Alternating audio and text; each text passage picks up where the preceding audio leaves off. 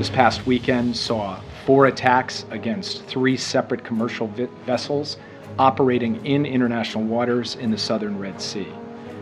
3 vessels that are connected to 14 different nations, which goes to show you the extent to which this is truly a source of global concern and a threat to international peace and stability.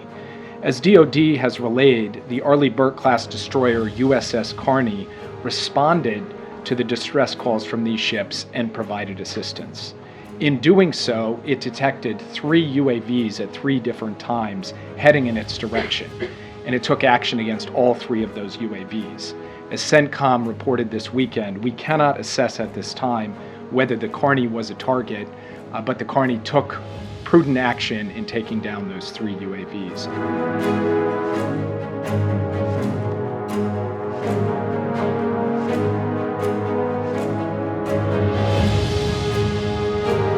We have every reason to believe that these attacks, while they were launched by the Houthis in Yemen, were fully enabled by Iran.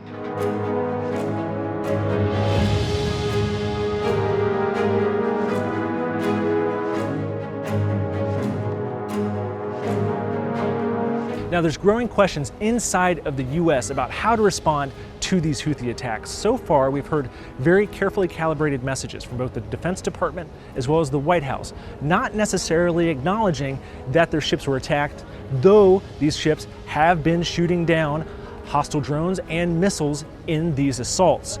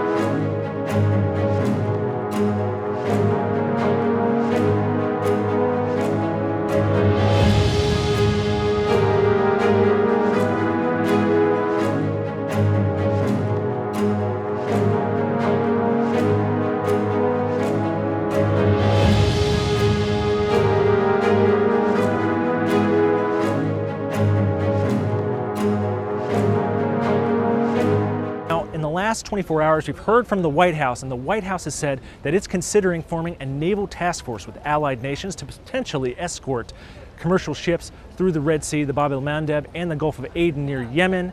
However, there's been no decision made on that yet, and it doesn't necessarily mean that these attacks would stop if these ships are escorted.